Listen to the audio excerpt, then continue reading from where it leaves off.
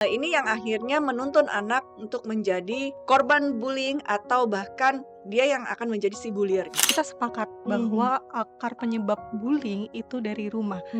Apalagi hidup ini buat orang tua. Sibuk, Sibuk, lagi berjuang biar perutnya nggak lapar katanya. Aku cari makan ya di luar. Aku cari uang untuk hanya beli susu. Si manusia itu butuh attention, Oke. perhatian. Manusia butuh acceptance, penerimaan. Manusia butuh appreciation, apresiasi.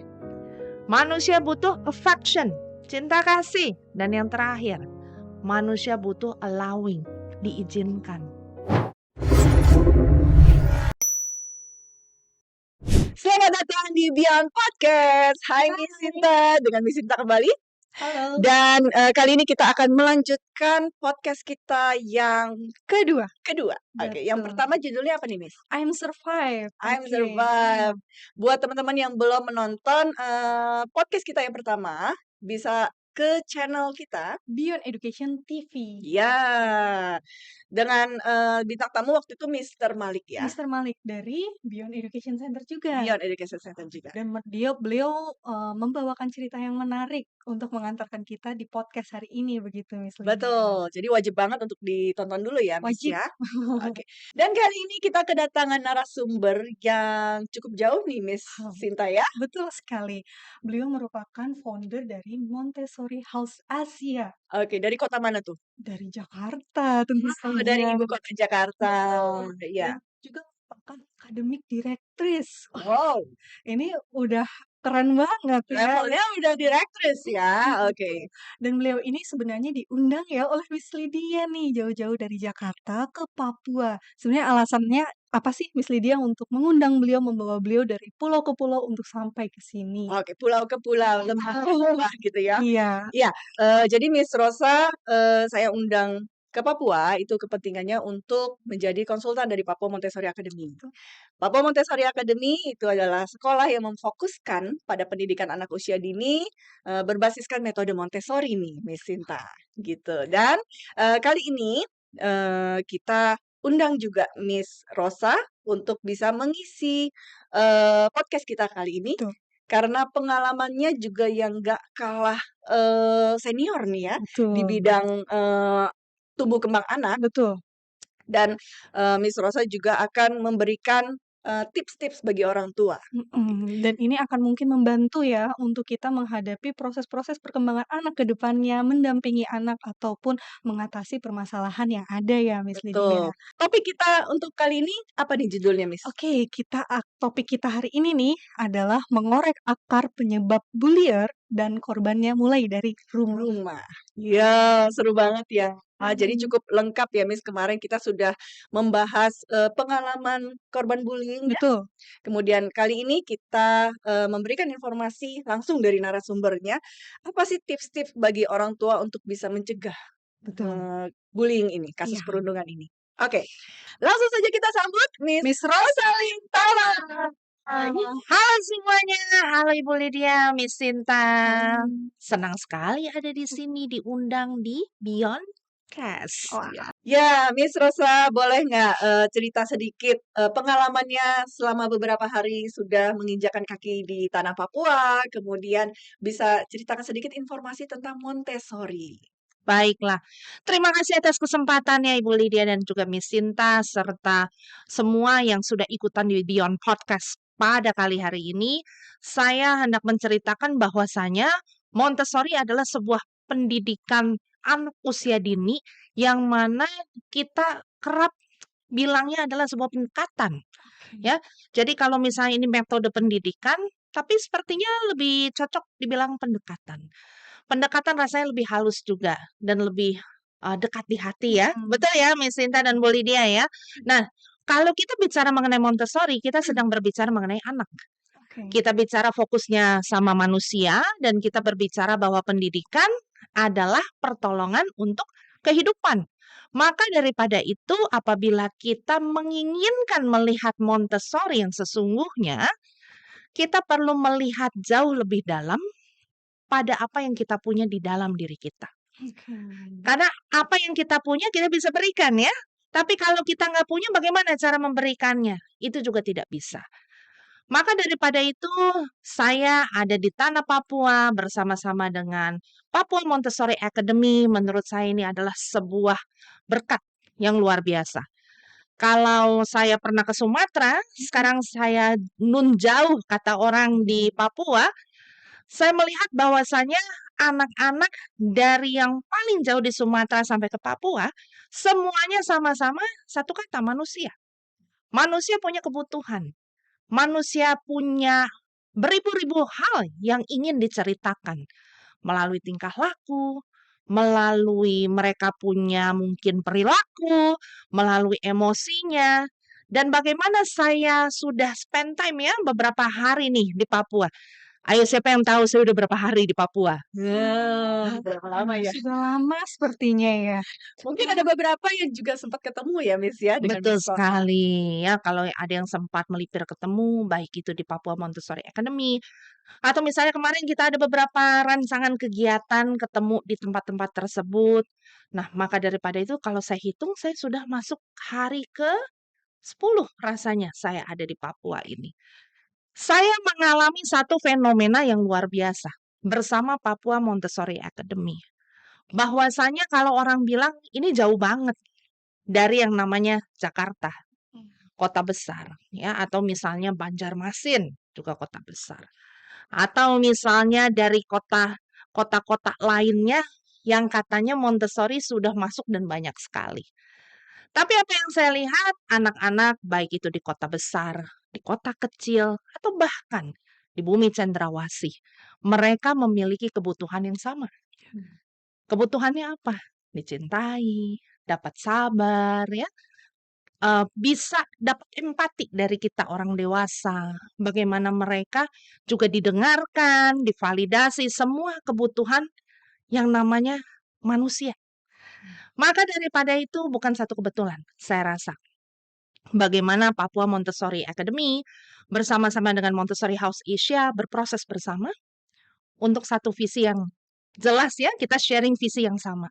Untuk siapa? Untuk anak-anak. Pembangunan daripada sebuah kota, negeri, ataupun bangsa dimulai dari anak-anaknya.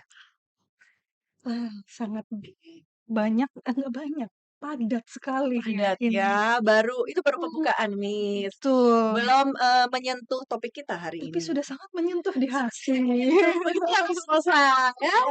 Jadi kalau teman-teman boleh follow IG-nya Miss Rosa. Miss Rosa itu sering live. Dia sering membagikan ilmunya apapun. Bahkan ada mini series ya, Miss ya. Ada Ketika Miss mini-series. Rosa membaca buku, biasanya Miss Rosa suka membagikan itu lewat live Zoom di Instagramnya Ya, Miss Rosa. Bisa di-follow, Rosalin Tamara. yes. Yay. Baik, Miss Rosa, thank you sharingnya.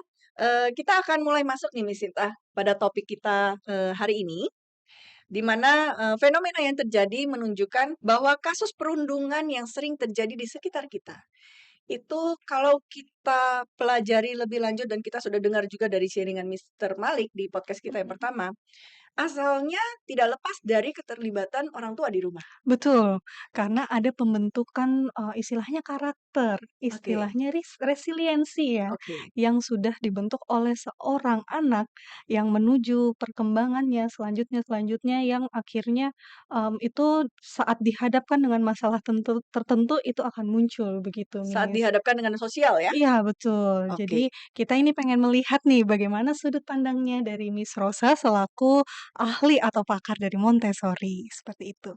Baiklah.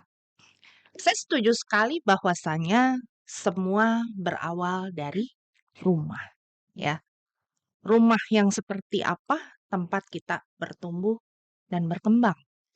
Rumah seperti apa yang tahunan ya kita hidup di sana dengan tipe-tipe orang tua yang seperti apa. Tapi bisa nggak kita komplain?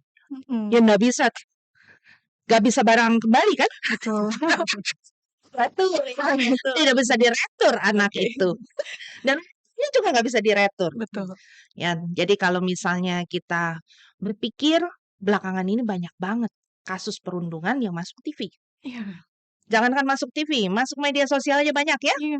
Ada ini, ada itu, kayaknya setiap hari bisa aja banyak terjadi.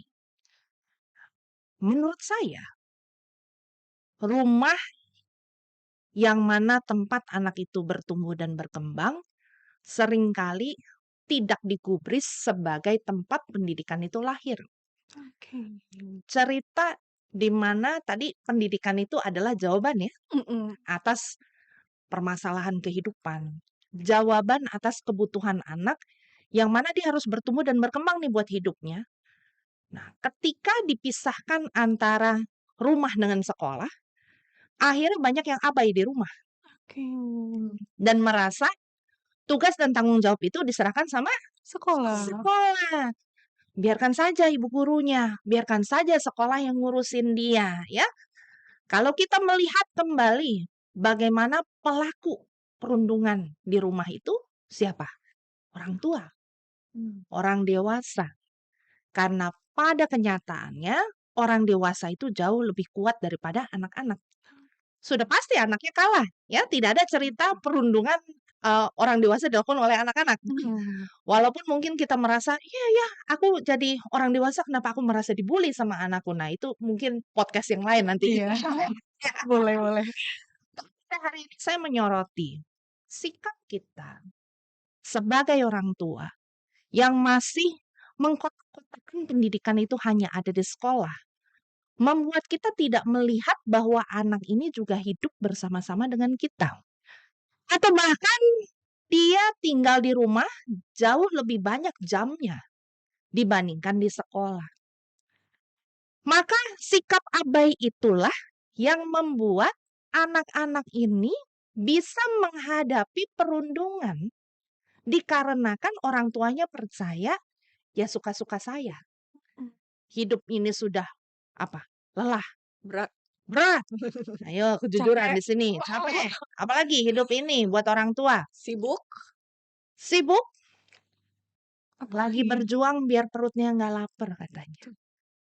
Aku cari makan ya di luar. Aku cari uang untuk hanya beli susu.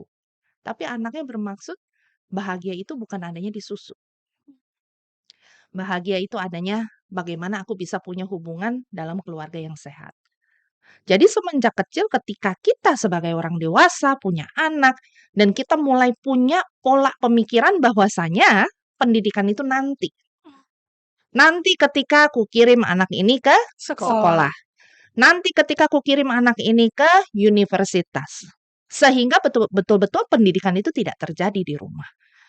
Tidak ada misalnya kasih sayang yang mana didambakan. Kesabarannya katanya setipis tisu, ya. Lalu juga bagaimana aku juga lelah, tapi anak ini katanya tidak mau mengerti. Dan bagaimana aku harus bisa juggling ya sama semua topik-topik kehidupan. Saya ingat ada satu analisa ini. Ada sebuah analogi. Jadi bukan analisa ya, analogi. Ananya boleh sama. Bukan Lisa, tapi ini si Logi ya. Oke, baik. Analogi ini berkata begini. Kita sebagai orang tua itu bagaikan beruang sirkus yang melempar bola-bola yang mana harus kita punya keahlian menangkap bola itu. Lalu melempar kembali ke tangan satunya, lempar lagi ke udara, dan jangan sampai ada bola yang terjatuh, betul ya. Tetapi dari semua bola kita harus tahu yang mana yang terbuat dari kristal. Ya, terkadang bolanya kelihatannya sama semua. Kerja penting, cari uang penting, aku punya meeting juga penting, tapi anak juga penting. Ya, jadi anak datang bukan sebagai beban, tapi anak datang sebagai kesempatan kedua. Bagaimana kita bisa mengasah diri kita jauh lebih baik lagi. Namun sayangnya hal ini mungkin belum kena ya atau tersentuh ke banyak orang. Oke. Ya, maka daripada itu rasanya penting sekali punya podcast seperti ini. Oke, supaya untuk orang tua itu memahami sebenarnya apa sih yang dibutuhkan oleh anak. Karena sejauh ini kalau dari yang Miss Rosa katakan terjadi miskonsepsi ya Mhm. antara pemikiran orang tua rumah itu ya udah antara yang kita penuhi aja kebutuhannya anak untuk makan, Ya, gadget, atau betul. sebagainya. Nanti perkara pendidikan atau karakter dan sebagainya sekolah Yes. aja yang urusi. Padahal sekolah itu hanya 3 jam, Betul 4 jam sekali. gitu, Iya. selebihnya di rumah ya. Iya, iya. Oke, boleh nggak Miss Rosa, sedikit menceritakan contoh kasus Mhm, di rumah, mhm, mhm, yang mungkin kadang suka diabaikan oleh orang tua, seperti perilaku atau cara menanggapi orang tua terhadap anak-anak mhm, yang akhirnya itu menjadi bibit, mhm. perundungan? Oke. Salah satu yang paling mungkin kasat mata ya, jangan-jangan kita pun pernah nih melakukannya ke anak-anak kita, adalah cara kita bicara Mmm, sama anak. Ketika dia nanya, kita nggak pandang dia, ya udah selayang pandang aja ya, kita jawab. Atau selalu nadanya tinggi, atau selalu kasar, keras, kita ngejawab anak, nyuruh anak. Seakan-akan anak ini siapakah dia, ya? mhm. Nanti menyentuhnya kemana? Menyentuhnya kepada rasa keberhargaan diri. Aku ada tapi kamu nggak pernah pandang aku. Aku hadir, aku bertanya dengan baik, tapi kamu marah-marah. Aku jadi merasa tidak berharga. Nah kalau nggak berharga, anak ini kan pintar. Dia punya kemampuan membangun persepsi kehidupan sendiri. Akhirnya dia bangun persepsinya apa? Kalau mau dipandang, harus semarah itu. Oh, Kalau mau didengar, harus sekencang itu. Kalau tidak suka, ya langsung aja oke. dengan kekasaran itu. Dan karena dia tidak berani melakukan itu pada orang tuanya di rumah, dia melakukannya di sekolah. Di sekolah, tapi ingatlah ya, orang tua semakin tua, Oke. Mhm. badan kita terbatas. Anak semakin besar dan semakin kuat. Karena berketerbalikan kan? Anaknya besar, kitanya semakin tua.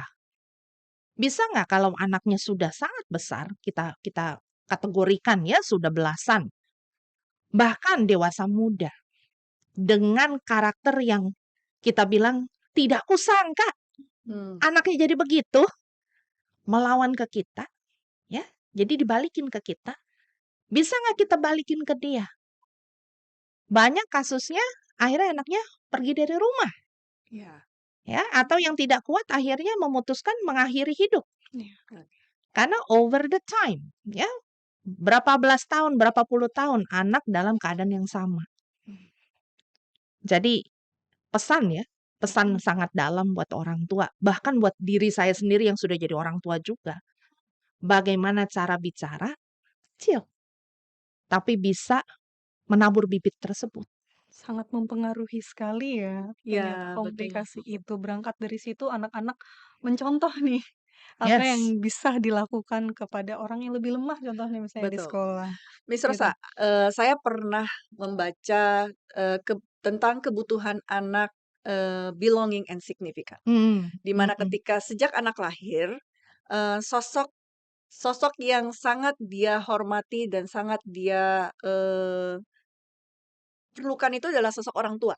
mhm, Kebutuhan bahwa aku ini penting dan aku ini berharga, itu dia bisa dapatkan di orang tuanya, entah itu di mamanya atau di papanya. Tapi terkadang, karena waktu berlalu, mhm, orang tua juga tidak mengetahui tentang, kebutuhan belonging and mhm. significant itu, ini yang akhirnya menuntun anak untuk menjadi, korban bullying atau bahkan dia yang akan menjadi si bully-nya. Benar nggak, Miss? Saya setuju. Ya, kalau kita ngomongin ini Mhm. kadang menoreh hati sendiri kan. Oke. Belonging and significant itu adalah ciri khasnya kebutuhan manusia. Ya, kalau kita tidak merasa kita ini pantas mendapatkan cinta kasih itu, kita juga tidak bisa berfungsi secara signifikan, maka kita akan bingung kan diri kita ini jadi gimana? Mmm, Apa sih? Siapa sih? Ya, jadi bukan cuman anak remaja aja nih ya, yang katanya mencari jati diri, tapi pencarian jati diri ternyata bisa sampai tua. mhm. Bingung, siapakah aku? Dan apakah dua hal ini bisa menjadikan orang-orang tersebut yang nggak punya menjadi korban atau pelaku? Saya sangat setuju. Namun saya mau selipkan satu, kalau menurut saya good news. Oke. Good news-nya ya. Anak itu, anak manusia, dia akan membangun mental yang kuat melalui hubungan. Cuma dituliskan demikian. Anak manusia membangun mental yang kuat dari hubungan. Tidak dituliskan harus hubungan orang tua. Jadi kalau ada dalam kehidupan si anak ini ya, dalam usia dini, ada yang mau secara ikhlas berhubungan. Ada yang mau secara sehat melayani dia sesuai dengan kebutuhannya dia. Mengisi kebutuhannya dia, baik itu keluarga, baik itu mungkin pengasuh, baik itu pihak sekolah, maka anak ini perlahan-lahan akan timbul belonging and significance-nya. Jadi itu menurut saya luar biasanya yang namanya spesies manusia. Karena kisah-kisah mengenai papa mama yang meninggal berbarengan dan anaknya ini masih kecil-kecil, mereka di take care sama orang lain dan akhirnya mereka bisa menjadi manusia dewasa yang dibilang juga cukup oke. Ya, bisa punya resiliensi seperti Miss Sinta tadi katakan. Namun, apa yang terjadi dengan si pelaku dan korban gara-gara belonging dan significance nggak ada? Karena aku tidak dipandang dan aku juga tidak melihat ada yang mengapresiasi kan significance di sana fungsinya, maka aku marah. Aku marah sama dunia. Dan pada akhirnya aku tidak mau lagi berada di dunia ini. Itu ending yang paling menyedihkan dan Iya. banyak terjadi di masa remaja biasanya. Betul. Tetapi yang kedua, bagaimana sebagai korbannya? Ya, ada anak-anak yang akhirnya karena belonging and significance yang nggak dapat, dia jadi korban. Jadi kalau kata saya ya, saya membayangkan orang yang nggak dapat kebutuhannya, dia akan jatuhnya itu kayak speedometer paling kanan atau paling kiri. Nggak pernah bisa balance di tengah. Jadi antara dia jadi pemberontakan, agresif ya, antisosial, atau dia jadi yang satu lagi mencari dan menjadi apa kata orang, people pleaser, codependency ya, orang-orang yang tidak memiliki kemampuan untuk menentukan buat hidupnya sendiri. Jadi korban Karena dia. terbiasa ditentukan oleh orang tuanya dari kecil ya, Miss? Yes, Tipe parenting yang otoriter, Miss. betul sekali. Kadang secara teori kita mengetahui bahwa anak itu punya kebebasan kehendak. Ya. Tapi ketika anak ingin mengungkapkan kehendaknya, itu dipatahkan oleh kehendaknya orang tuanya. Ya. Misalnya aja, hal simpel ya, Miss, ya, yang Mm-mm. sering terjadi di sekitar kita. Aku mau pakai baju yang ini, misalnya gitu. Anak kecil nih, anak usia dini Ya. misalnya. Tapi orang tua bilang, "Enggak, mama mau kamu pakai baju ini." Nangis, dia nangis, tapi itu tidak didengar, tidak digubris oleh orang tuanya sehingga akhirnya memaksakan kehendak orang tuanya. Dan itu terjadi sampai besar ya, Miss, ya. Ya, betul sekali. Sampai memilih jurusan kuliah pun harus Mm-mm. mengikuti arahan dari orang tuanya, Betul. gitu. Sehingga either dia menjadi people pleaser atau yang lebih parahnya kalau saya membayangkan anak perempuan, Miss. Ketika dia punya pasangan yang otoriter juga, misalnya bisa sampai kekerasan fisik, Ya. dia tidak bisa mengungkapkan kehendaknya dan dia akhirnya nurut-nurut aja. Yes, it is. Ya. Secara tidak langsung ini menjadi sasaran Ya, dari buruknya atau fenomena-fenomena sosial yang terjadi yang seperti yang dikatakan tadi, bahwa, ada hal-hal, yang mungkin mendorong kekerasan yang mungkin kita tidak tahu atau permasalahan-permasalahan umum seperti bully ini, yang akhirnya mencari atau mengantarkan kepada si sasaran perilaku ini ya, betul. Yes. gitu. Dan itu ternyata dari rumah, Iya. Betul sekali akarnya. Iya. akarnya dari rumah. Akarnya dari rumah. Kita pikir itu hal yang baik buat anak kita. Mm-mm. Kamu tahu apa? Mm. Saya yang tahu lebih baik. Saya hidup lebih lama dari kamu. Biasanya orang tua kan ngomong gitu ya. Yeah.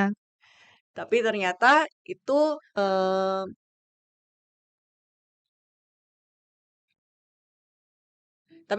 itu malah menjadi bibit. Entah anak kita akan menjadi korban bullying atau dia akan menjadi bullier itu sendiri. Yes, it is. Oh, karena kita sudah berbicara banyak tentang rumah nih, Miss.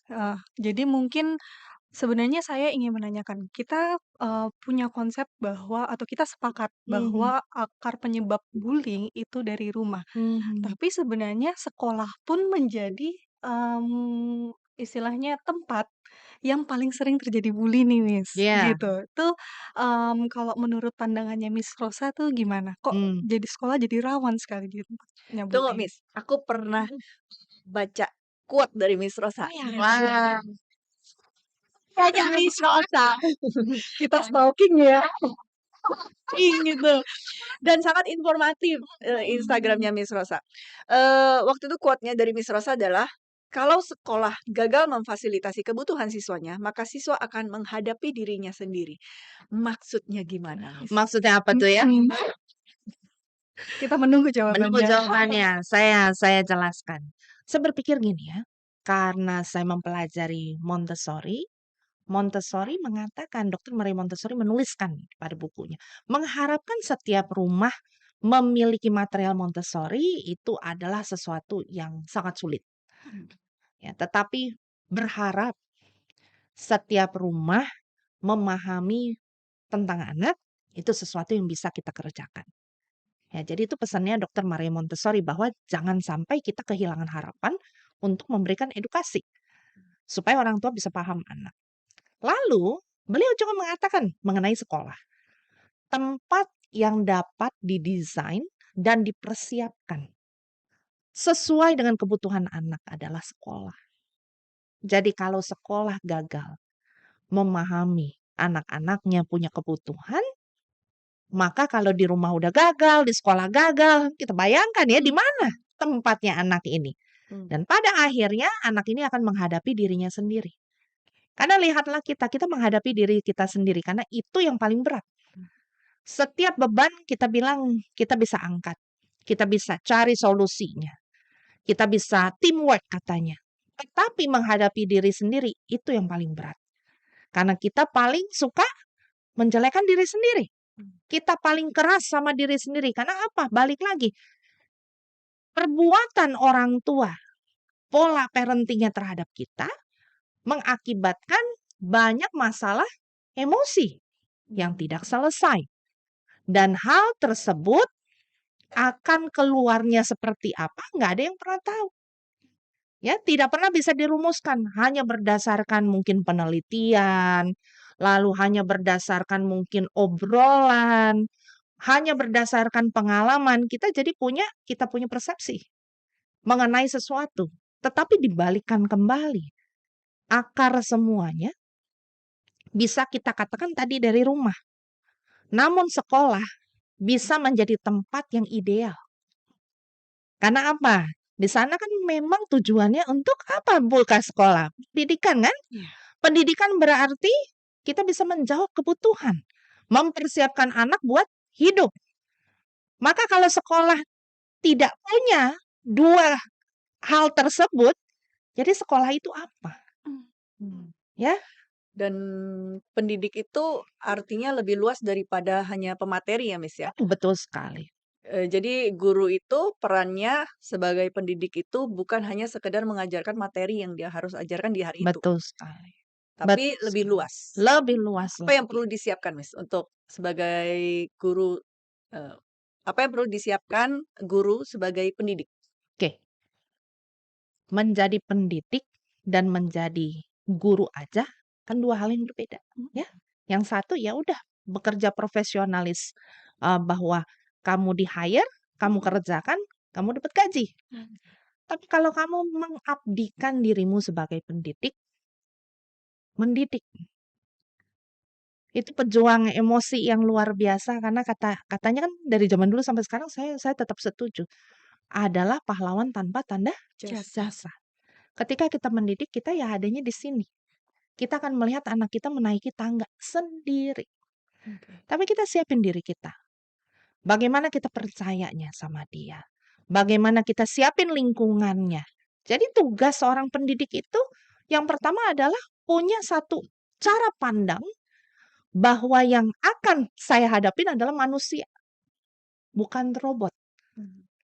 Dan terutama saya mendapati ya banyak sekali pendidik yang akan ketemu dengan dirinya sendiri. Makanya itu kalau sekolah gagal memfasilitasi, anak ini akan ketemu sama dirinya sendiri. Dia akan berhadapan sama dirinya sendiri. Makanya kata orang ya yang paling terakhir, I hate myself. Aku paling paling benci sama diriku sendiri. Kenapa? Why? Kenapa kamu benci dirimu? Nggak ada yang bilang kamu jelek, kamu jahat, nggak ada. Tapi kenapa kamu membenci dirimu? Karena sebagai anak kecil di zaman dulunya ya, dia nggak punya power untuk bisa bilang aku nggak suka itu. Kenapa sih harus begitu? Atau aku butuh ini. Tapi kenapa kamu nggak dengerin? Nggak ada powernya. Jadi dia sangat terluka di sana. Maka daripada itu, yang dia benci bukan orang tuanya. Tapi dia benci dirinya sendiri. Itu nomor satu. Nanti urusan kedua baru orang lain. Ya, jadi bisa dibayangkan betapa sangat apa ya, deep rooted sekali rasa sakit yang dibawa dari rumah yang akhirnya melebarnya di lingkungan sosial, salah satunya di sekolah. Dan itu menjadi never ending proses nggak sih, Miss? Keterlibatan guru, orang tua dengan anak, Yes. dengan perasaan kita itu melibatkan empati, melibatkan respect satu Yes. sama lain. Kalau kita menuntut orang tua saja, orang tua sendiri punya inner child, Ya. luka yang dia bawa juga gitu kan, termasuk juga guru gitu. Jadi, kalau saya bisa menyimpulkan, mungkin kalau kita manusia punya empati yang bisa melihat lingkungan kita, seharusnya kasus bullying ini tidak akan semakin parah. Ya. Ya. Yes, itu bisa menjadi salah satu jawaban bagaimana kita punya kualitas empati dalam kehidupan. Ya, jadi zaman now ini kalau saya ikut konferensi tahun lalu diperkatakan Bu Lydia, sekarang ini trennya di sekolah-sekolah adalah menumbuhkan empati Oke. dan social emotional learning. Itu trennya di sekolahan terutama pendidikan anak usia dini. Jadi nggak lagi trennya ini ya, calistung. Betul. Padahal kalau kita lihat Oke. zaman dulu itu, orang tua itu tidak ada yang berfokus ke situ ya, Miss. Malah Ya, justru iya. mungkin, itu akan nanti dipelajari, yang penting Yes. anak itu bisa baca tulis, yang penting anak itu bisa menyesuaikan dulu di Mhm, sekolah. Tapi mhm. sekarang ini benar-benar betapa pentingnya empati itu, betapa pentingnya kita punya istilahnya Respect. respect untuk menjadi pondasi kokoh dalam anak Mhm. untuk menumbuhkan kepribadiannya atau kehidupannya selanjutnya ya, Miss. Betul Sebenarnya, alasan kenapa saya mengangkat topik bullying sebagai podcast pertama kita itu karena saya melihat sekian mungkin 15 tahun ya, saya sudah berkecimpung di dunia pendidikan. Saya melihat semakin ke sini orang tua, demand orang tua dan harapan orang tua dan harapan orang tua dan realita yang saya hadapi terhadap guru dan anak-anak sangat jauh berbeda dan itu semakin kontra, Miss. Harapan orang tua terhadap akademik itu tuntutan dari yang mereka bawa, Mhm. style-nya mereka. Kemudian, realita yang terjadi, yang saya dengar di setiap meeting, beberapa kali meeting dengan guru, mereka membawa cerita yang sangat, menyedihkan sebenarnya. Betapa, anak-anak ini akhirnya memiliki banyak sekali kasus. Mhm. Kasus perundungan, kasus ya itu diabaikan oleh orang tua, kehendaknya tidak bisa, eee, disuarakan karena, kesibukan dari orang tuanya sendiri atau mungkin otoriter dari orang tuanya. Itu yang akhirnya membuat saya, ini saatnya kita buka mata para orang tua di Beyond Education Center ini untuk bisa lebih, melihat Mmm. kebutuhan anak-anak dan bisa menyentuh hati mereka dengan harapan, orang tua sadar Mhm. kita harus mulai dari mana, Iya, begitu. setuju. Oke nih Miss Sinta, saya ingin mendengarkan dari sisi psikologinya. Bagaimana kita bisa mengetahui jika anak kita sedang menjadi korban bullying? Oke, sebenarnya banyak aspek yang terlihat ya. Ini, terlihat dari tingkah laku keseharian. Mhm. Yang pertama mungkin anak itu cenderung mulai menarik diri nih, menarik Oke. diri dari misalnya sudah tidak mau sekolah, mungkin Mhm. juga dia tidak mau bersosialisasi, misalnya punya kelompok belajar yang tiba-tiba tidak mau les.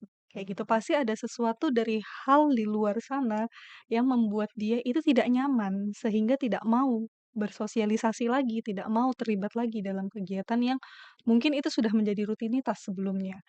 Dan yang kedua itu anak ini, terlihat berubah emosinya, mungkin lebih sensitif kayak gitu. Jadi sedikit-sedikit mungkin marah atau bahkan punya adik bisa lebih kayak, agresif, Oke. menunjukkan otoriternya, menunjukkan superioritasnya, karena merasa mungkin dirinya itu, diperlakukan tidak enak di luar dan itu bisa dibawa kembali ke rumah. Dan dia mencari yang lemah di rumah ya? Betul, karena sebenarnya memang bully ini kayaknya akan sangat berdampak tidak hanya dari rumah ke sekolah, tapi dari sekolah juga ke rumah, Oh, kalau kita lihat begitu seperti ya. itu. Oke oke. Heeh, dan juga mungkin ada gangguan tidur sampai pola makan, yang mungkin menyebabkan anak itu yang sebelumnya lahap sekali sampai tidak lahap. Karena walaupun, anak itu tidak menyadari, tapi anak juga secara tidak langsung itu merasa kayak dirinya itu, sudah nggak berharga.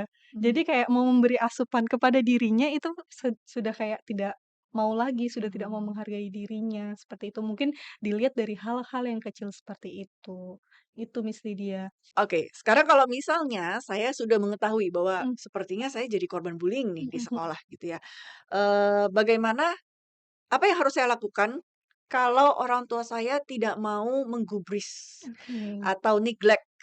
nggak mau mendengarkan ya? Kalau saya ini sudah menceritakan nih, Mhm, "Ma, aku di sekolah dibully sama temanku," gitu kan, tapi ternyata orang tua malah mengabaikan mhm. itu. Apa yang harus saya lakukan?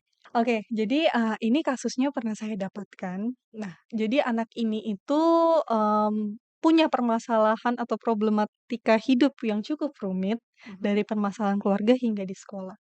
Jadi memang di sekolah dia tidak nyaman, selalu menutup diri, akhirnya menjadi sasaran empuk dari pelaku bully. Oke. Dan dia bercerita ke orang tuanya tidak mendapatkan tempat yang nyaman, bahkan Mhm. malah justru disalah-salahkan nih, Miss.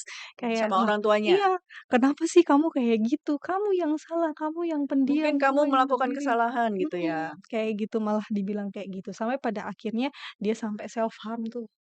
Sudah Menyakiti diri sendiri. sampai ada dorongan bunuh diri, tapi orang tuanya menganggap itu lebay. Oke. Gitu. Jadi betapa saya mendengarnya itu betapa mirisnya ya, Mhm. ketika di lingkungan sekolah tidak mendapatkan keamanan, kemudian di rumah pun demikian. Sehingga dia itu yang berinisiatif untuk bercerita ke tantenya dan bercerita kepada guru lesnya. Oh, Jadi setelah bercerita, tante dan gurunya ini merekomendasikan untuk ke psikolog atau psikiater, akhirnya sampai mhm bertemu dengan mhm. saya, Oke. seperti itu. Tapi syukurnya anak ini sekarang, bertahan sudah lebih baik, kayak gitu. Jadi, sebenarnya gimana, itu, lebih cari, orang-orang yang memang kita rasa itu terbuka, Miss. Mhm. Karena mungkin orang tua itu di satu sisi kita juga tidak bisa menyalahkan mereka tidak memiliki waktu untuk kita juga nggak tahu bagaimana kondisi emosionalnya, sehingga mungkin respon yang tidak baik yang justru Mmm. malah kita terima, gitu. Jadi mungkin lebih kayak ke guru, ke profesional, atau bahkan mungkin ke temannya. Tapi kita sebagai orang dewasa yang mungkin ada di sekitar anak, kita perlu peka nih dengan Mmm. keadaan anak. Karena seperti yang di awal tadi, anak itu pasti menunjukkan ketika dia mendapatkan suatu masalah, dia akan menunjukkan dari perilaku-perilaku yang mungkin tidak biasa dari sebelumnya. Seperti itu, Begitu Miss. ya. Iya. Dan penting banget ya peran orang tua untuk bisa mendengarkan Mhm, keluhan dari anak-anaknya ini. Kalau dari Miss Rosa sendiri mhm. ada nggak Miss, tips-tips untuk anak-anak yang merasakan seperti itu? Dan kalau saat ini ada orang tua yang mungkin tadinya otoriter, terus Mmm, menyaksikan podcast kita dan ingin mengubah pola asuhnya, Mmm, mungkin biasanya ada tuh ya di dalam hatinya gejolak, "Apakah aku seperti ini ya?" Gitu, mhm, ingin melakukan perubahan. Apa yang harus dilakukan, Miss? iya. Apa yang harus dilakukan, rasanya kita perlu terbuka Mmm, terhadap kerentanan diri sendiri, oke. Dalam itu? ya. Being vulnerable ya, Mmm, karena kayaknya orang dewasa itu tidak mau terbuka, rentannya ada di mana, paling malu kan, mmm, iya, ya. Apalagi kalau kasus-kasus kehidupan dia di zaman terdahulu itu banyak dipermalukan, oke. ya, ditunjuk, dipermalukan salahnya di mana. dipertontonkan sama orang-orang, diumbar kesalahannya. Jadi itu udah hal yang traumatis banget. Oke. Maka daripada itu kita tidak pernah bisa punya solusi tanpa adanya keterbukaan, kejujuran sama diri sendiri. Hmm. Saya belajar dari sebuah buku ya, beliau adalah penulis dan juga saya punya catatan psikoterapis. Hmm. Namanya Bapak David Rico nih. Beliau menuliskan manusia itu membutuhkan 5A. Wah, Wow, 5A. 5. bisa langsung dicatat. Oke. Yang dibutuh 5A ya. Dia katakan di sini manusia itu butuh attention, Oke. perhatian. Manusia butuh acceptance, penerimaan. Manusia butuh appreciation, apresiasi. Manusia butuh affection, cinta kasih. Dan yang terakhir, manusia butuh allowing, diizinkan. Ya. Jadi cek, transformasi datangnya dari dalam keluar. Nggak bisa orang memotivasi terus udah gitu, ya berubah. Banyak orang mau instan ya, tapi sayang sekali nggak ada jalan instan sebagai orang dewasa untuk langsung berubah. Karena nanti udah flip-flopnya gampang banget di sana. Jadi udah mau begini, tapi besoknya begini lagi. Nah makanya, betapa kita harus ada di lingkungan yang bisa Positif. memberikan encouragement positif sama kita. Tapi gimana kalau misalnya, ini banyak biasanya terjadi di keluarga. Aku sendirian, suamiku atau pasanganku tidak mau tahu. Ya, tidak percaya akan positive parenting atau apapun bla bla bla parenting itu. Lebih baik ada satu daripada tidak ada sama sekali. Jadi itu adalah satu perjuangan. Dan saya mau semangatin ibu-ibu, karena kita ibu-ibu ya, dan juga ibu-ibu yang sedang menonton, ibu-ibu yang sedang juga mendengarkan, ataupun bapak-bapak yang lagi berjuang nih ya. Jangan putus harapan. Karena ketika kita punya harapan, maka akan ada solusinya. Kita akan menuju kepada solusi itu sendiri. Kan seperti magnet yang saling menarik. Ya. Pastikan kita punya 5A itu di dalam diri kita, perlahan-lahan kita terbuka terhadap kerentanan kita, nanti ada solusinya. Akan ada transformasi yang luar biasa. Kerentanan itu berkaitan dengan definisi utuh nggak sih, Miss? Ya. Hmm. Jadi ketika manusia sudah mulai merasa utuh, seharusnya mereka bisa berubah ya. Yes. Boleh dijelaskan lebih Mm-mm. rinci nggak, Miss? Maksud dari menjadi utuh itu seperti apa? Ya. Kalau utuh berarti gimana, Bu Lydia? Tidak Ti- apa? Kalau Tidak, utuh itu tidak ada luka, tidak ada Tidak ada celah. cacat. nggak ada cacat, nggak ada celah ya. Kalau utuh berarti bagus banget kan? Kayak gelas ini utuh. Coba gelas ini ada apa retaknya? Utuh nggak? Enggak. Enggak ya, airnya bisa keluar, ya bisa ada yang terluka karena ada cacatnya. Maksud daripada kata utuh pada manusia, jadilah manusia yang utuh. The wholeness kalau kita bilang dalam bahasa Inggrisnya. Utuh itu berarti semua kebutuhannya terpenuhi. Tapi sekarang ditanya ya, emang siapa yang mau memenuhi kebutuhannya? Dan banyak orang yang melempar kepada pendidik. Sekolahan ya, bagaimana nih caranya? Si pendidik juga bingung-bingung, pusing-pusing, gimana ya supaya anaknya bertumbuh utuh nih.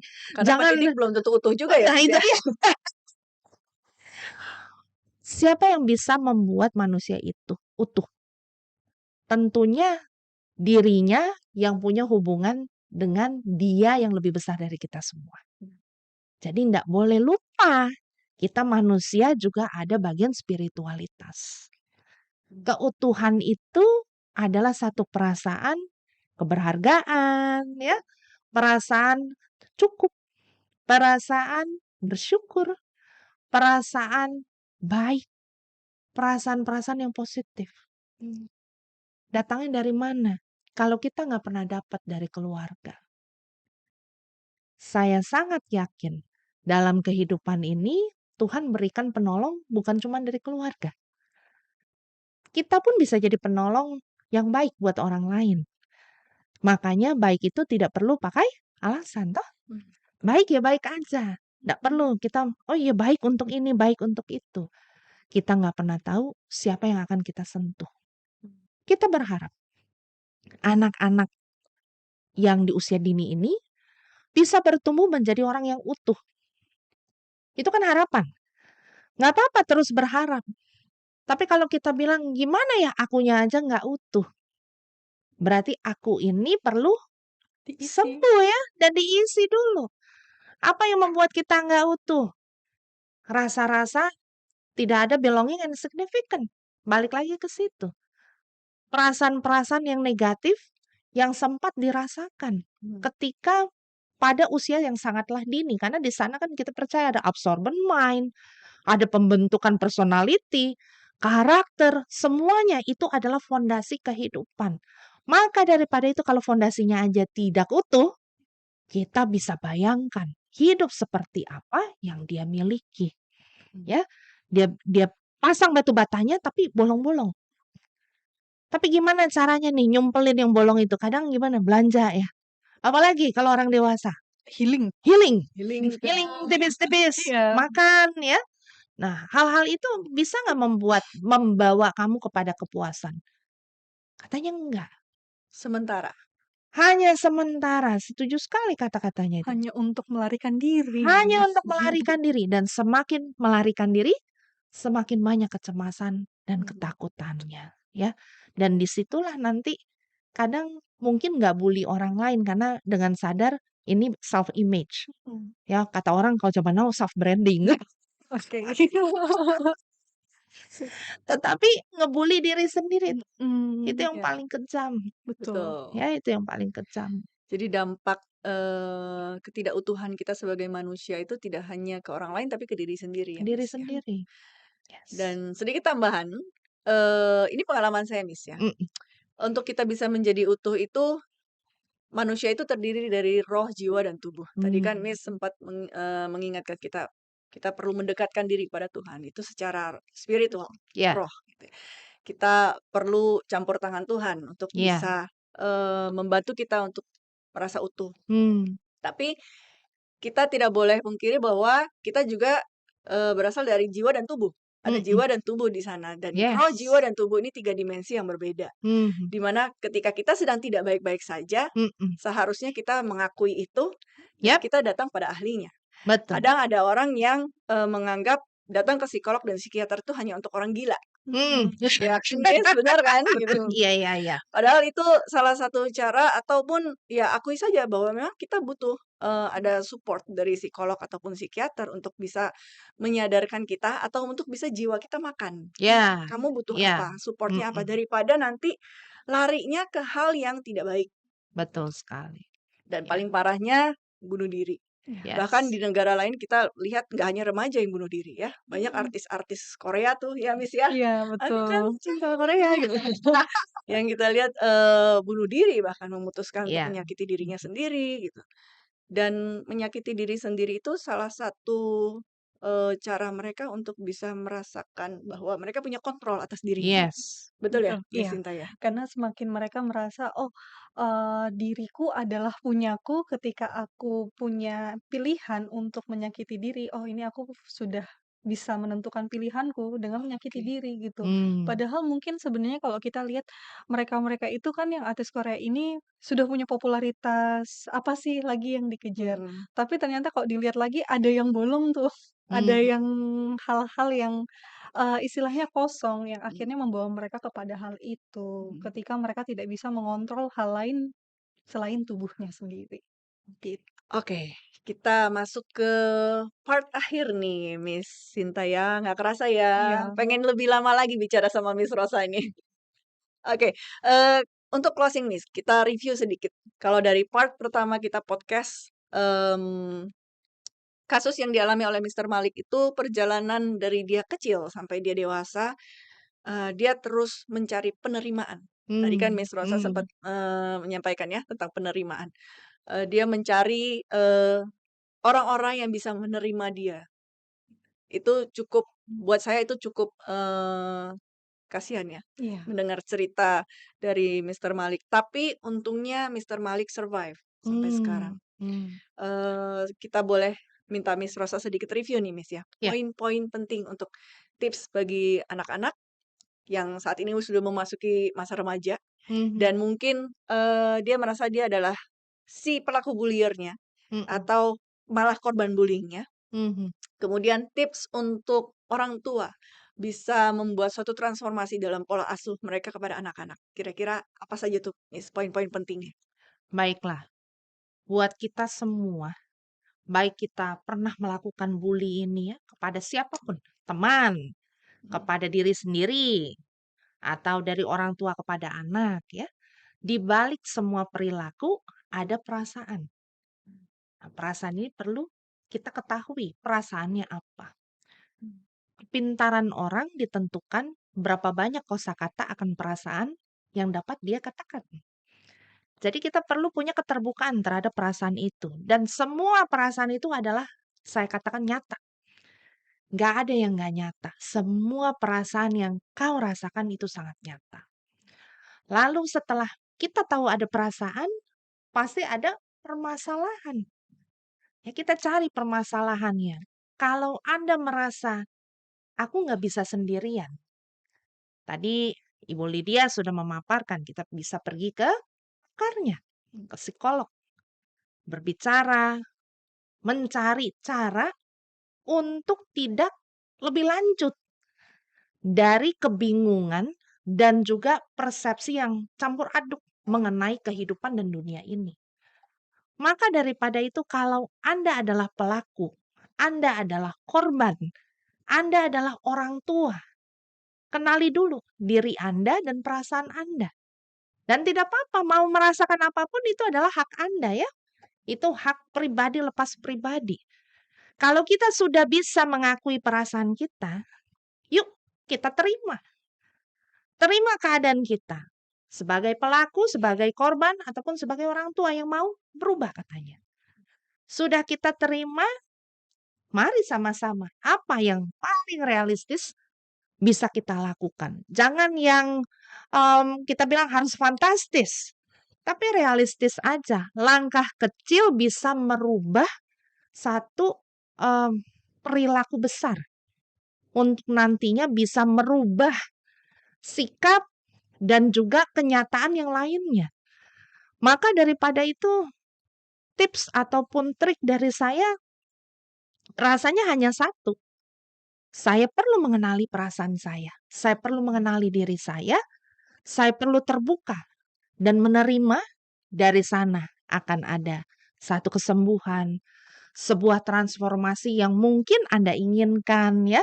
Sebuah mimpi bahwa hidup itu bisa punya hubungan yang sehat, itu bisa terjadi ya. Kenapa orang bisa menjadi pelaku ataupun menjadi korban bully? Ya, saya baca, saya telaah. Satu hal yang mereka nggak punya adalah tidak pernah merasakan punya pengalaman hubungan yang sehat dengan sesamanya, dengan lingkungan di mana dia bertumbuh dan berkembang. Maka kita perlu peduli, perlu empati ya sama anak-anak kita yang masih kecil-kecil. Bukan cuma mereka di usia dini, tapi juga pada kalangan remaja. Atau lebih spesifik dan umumnya dikatakan kepada setiap manusia. Seperti itu, Ibu. Oke. Sangat menyentuh. Sangat menyentuh ya. Karena pada dasarnya dimulai dari diri kita sendiri Ya. semuanya ya, Miss. Dan it's okay to not be okay. Yes. Itu salah satu penerimaan kecil dulu ya dari kita sendiri. Dan tadi seperti yang Miss Rosa bilang, langkah kecil untuk perubahan besar. Mhm. Mendengar podcast kita hari ini saja, kalau misalnya orang tua sudah merasa something di dalam hatinya, itu sudah merupakan langkah kecil ya, Miss Yes. Rosa ya. Dan berikutnya mungkin orang tua bisa mengakui kerentanan itu. Yap. Kemudian orang tua bisa mungkin ada sesi maaf-maafan dengan anak, Mhm. mengembalikan hubungan yang tadinya mungkin jauh, retak, begitu ya. Sehingga itu bisa kembali pulih, Mhm. ada pemulihan di dalam keluarga, dan itu akan membawa sebuah perubahan, mengantar mereka kepada sebuah perubahan. Dan akhirnya kalau harapan saya, kalau setiap orang tua berempati dengan anak-anaknya dan punya kemauan untuk berjuang membawa sebuah perubahan dari rumah, saya rasa kasus bullying ini akan jauh berkurang ya, Miss. Betul. Yes. Apalagi kasus bunuh diri ya. Betul. Tapi nanti psikolog jadi nggak laku. Oh iya. Nggak ya. Jangan Ya kan ya, Mas, ya. jangan ya. Dokter juga bilang ya, kadang ada dokter yang kalau misalnya melayani pasien sakit, besok jangan balik lagi ya. Heeh. Harapannya supaya pasiennya sembuh gitu ya kan. Tapi nggak apa-apa, psikolog juga tidak hanya mengatasi permasalahan negatif, tapi juga bisa mengembangkan potensi. Jadi tetap laku aja. Oh, tetap saja. Oke, thank you Miss Rosa atas kesediaannya sudah bersedia datang di Beyond Podcast hari ini. Dan nanti kita akan mungkin mengadakan sesi online ya dengan Miss Rosa ya untuk Zoom berikutnya, Boleh. untuk sesi sharing berikutnya. Oh, oke. Jadi mungkin saya rasa kita akhirnya menemukan jawaban nih, Miss, dari perjalanan kita kemarin menemukan apa sih yang ada di korban bully, sampai kita mengorek ini faktornya dari rumah, dari sekolah, dan mengantarkan kita ujung-ujungnya pada diri sendiri, kembali kepada diri sendiri, dan balik lagi mungkin apa yang kita rasakan itu semuanya valid ya. Kita harus mengakui itu semua.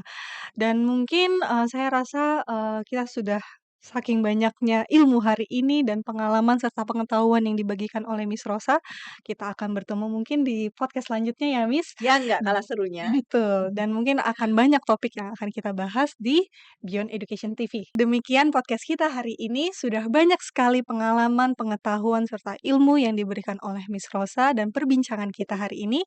Kita akan ketemu di podcast-podcast selanjutnya yang tentunya banyak topik yang menarik dan mungkin Yang nggak saja kalah bermanfaatnya Miss ya. betul, dan mungkin saja akan banyak bintang tamu lagi nih yang oke. lebih menarik. Jadi mungkin tetap saja pantengin Beyond Education TV dan see you. Bye. Siapakah itu yang di depan cermin? Apakah kabarmu selama ini? Siapakah itu menatap padaku? Apakah dirimu utuh? Mata itu, wajah itu, jiwa itu, hati itu, bahagiakah selama ini?